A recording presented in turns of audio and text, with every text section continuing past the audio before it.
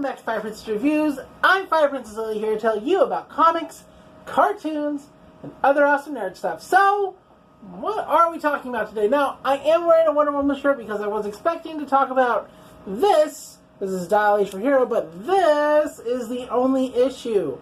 And there's not a lot to go on this single issue alone. Sometimes with first issues there are a lot to go on, sometimes there's not. This is the latter case.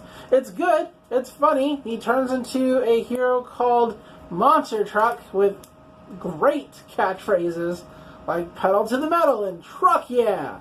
But not a lot to talk about there. Maybe next month we'll talk about this when we have two comics to kind of tie everything together.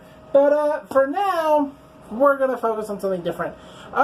So, I did have a few things I could choose from that I did bring tonight, but I decided to not go with the Marvel, not go with the DC, because I could talk about Goddess Mode, and maybe I should eventually on this channel, because it's pretty good, but there's a lot going on in that comic that is kind of hard to compress into this. So let's instead take a look at Boom Studios' Avant-Guards. Now, Avant-Guards is weird, but cute and amazing. It's my entire brand. Sorry, bad joke. So Avant-Guards is the story of a college basketball team out of a arts degree college. Yep. So the story is focused around Charlie at first, and then it's focused on Olivia, and then it brings in the kind of the rest of the team as, you know, the rest of the focus. But Charlie and Olivia, those are our two main characters. Now, Charlie used to go to a state university, but she doesn't anymore. She transferred over because she wanted to pursue visual arts, media, more than she did sports. Even though she got a sports scholarship, and then she lost that sports scholarship, and there's a reason for that, and we'll talk about that a little bit. And basically, she transfers in and is just there to get her degree, right? Trains are coming.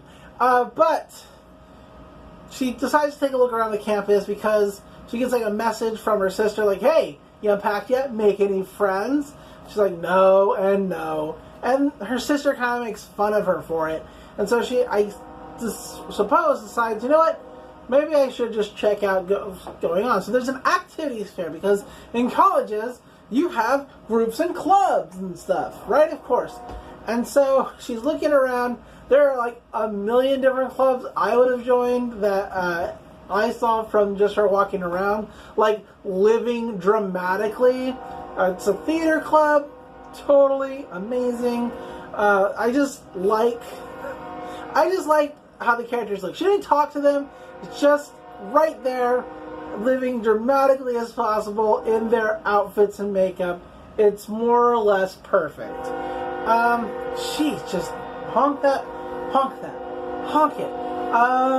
If I were any good at editing, I could just cut this part out. Moving on, she gets accosted by a basketball. More or less, a ball sort of like bounces into her air. She picks it up, and there's a tall person standing there, Jay. And Jay's like, hey, I'm Jay, and this is the team. And behind Jay is a table that says the Avant-Guards. This introduces us to Olivia. Olivia is determined 100% to start a basketball team. She explains the entire pitch, more or less, to Charlie. Charlie, of course, likes basketball, but is not really interested in a team, but takes Olivia's information anyway. It's the whole thing. They later kind of meet up at the basketball court, which is also used for like storing props and stuff because this is an art school. So they meet at the court and they kind of have a talk over the whole sort of thing. And eventually Charlie says, look, okay, here's the deal. If you can make this half-court shot, I'll join your team. And Olivia's like, I've never made a half-court shot, but I'm always willing to try whatever. And she tries. And she failed. And Charlie's like, well, you almost did it. She's like, yeah, but I tried. And you should try too, and you have my information. There's a whole lot of gay vibes going on around here, and here on this channel we are more than happy to read any cute gay vibes. So, long story short, Charlie does join the team. Each of the girls tries to persuade her in their own way, and it's super duper incredible. Like, they're so different. At one point, one of the team members plucks a hair from Charlie's head and uses it in a ritual to try to bring her over to the basketball team.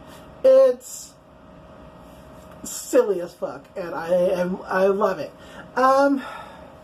But she does join, and we discover before their first game, this is an entirely new basketball league just between the art schools, because in art schools, generally, you don't have a sports team because you're there to, like, you know, learn about photography, art, improv, whole shebang, right? The arts. That's what you're there for. You're not there for sports.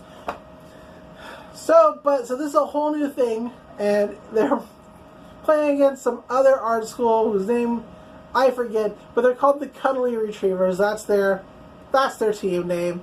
And there's a halftime show with adopting dogs. It's literally the best. So, yeah, it's great. That's basically the basis of the comic. So far, there's 3 issues. Why am I reading this? Other than the fact that I enjoy any premise that sounds a little queer and then turns out to be really queer. But I'm reading it because one of my favorite writers for comics, and she's kind of, I suppose, I would say new at comics. I mean, I could be totally off base here, but I believe that her first comic was Hi-Fi Fight Club, which later got turned into Heavy Vinyl. And I really wish they would make more of that. I wish Boom would just get on top of that and make that, because it kind of ended on a mystery, and I need to know what happened.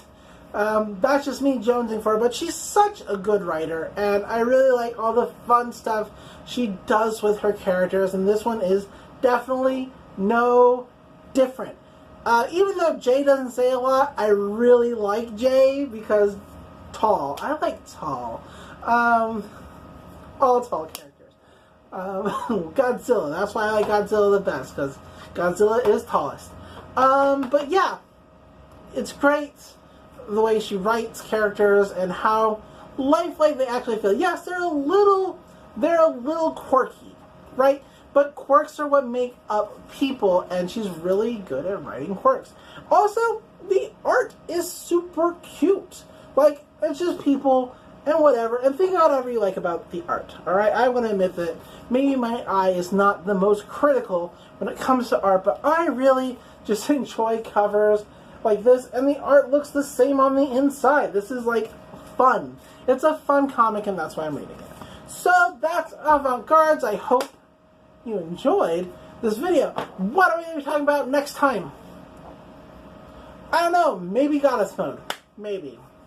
But more than likely, West Coast Avengers, because it is ending. It ended yesterday. West Coast Avengers got 10 issues. It's not even a full year. You let me down. Everybody did. By not, no, I'm kidding. You didn't. Like, just reality in general is letting me down. But yeah, we're going to talk about West Coast Avengers because I like that team, and they should have gone on longer. Also, a lot of X series are ending. If it's not ending in June, it's ending in July, and they're kind of doing a soft reboot. It looks dumb, but I'll probably still read it. Maybe we'll talk about that too soon. But next time, West Coast Avengers, for sure. But as always, I'm Fire Princess Lily. Thank you for watching this video, and until next time, enjoy comics, enjoy cartoons, and I will see you then. Bye!